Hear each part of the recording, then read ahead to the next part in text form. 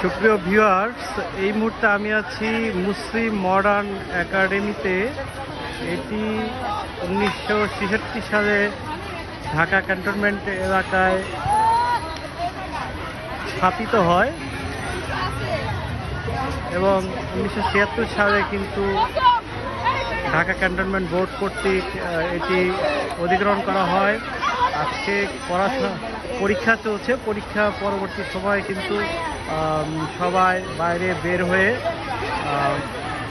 বাসার দিকে যাচ্ছে। ছোট বাচ্চারা যারা এবং তারা কিন্তু খেলাধুলায় বাসায় যাওয়ার আগে তারা খেলাধুলায় করার জন্য সুন্দর মাঠটিতে কিন্তু তারা দৌড়ঝাঁপ দিচ্ছে।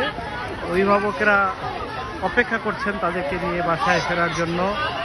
কেউ সাইকেল চালাচ্ছে, কেউ ফুটবল খেলছে, কেউ বা নিজেদের মধ্যে গল্প করছে। আসলে আমরা যে ভবনটি দেখছি এটি প্রজ্ঞা পারমিতা ভবন।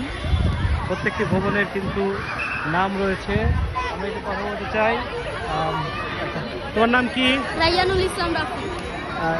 রাফি? হ্যাঁ। কোন ক্লাসে পড়ো? ক্লাস 4। ক্লাস 4-এ। তোমার রোল কত? 57। আজকে কি পরীক্ষা ছিল? না। আর কি করতেছো আজকে? আজকে আমাদের ক্লাস।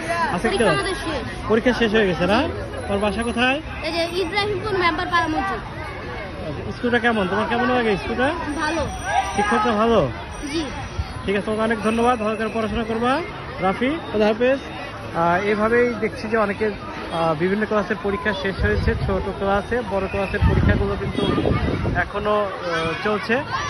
সবচেয়ে বড় বৈশিষ্ট্য হচ্ছে এখানকার বাচ্চারা কিন্তু সুন্দর একটা আকাশ দেখতে পায়। আবার যদি এই মাঠটা থেকে কিন্তু সুন্দর গাছ এবং আকাশ দুইটাই কিন্তু এখান থেকে দেখা যায়। আর যে ভবনগুলো আছে,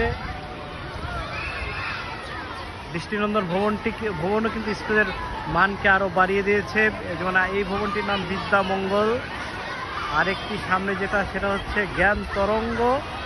এটি প্রজ্ঞা পারমিতা।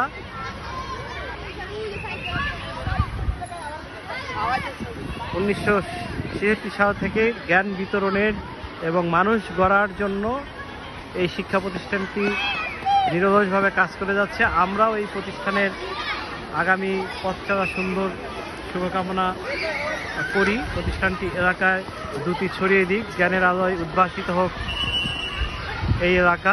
আপনাদের সবাইকে ধন্যবাদ জানিয়ে আমি শেষ করছি নুরুল সিদ্দিক সুইন হাইলাইটস বিডি থেকে। আল্লাহ হাফেজ।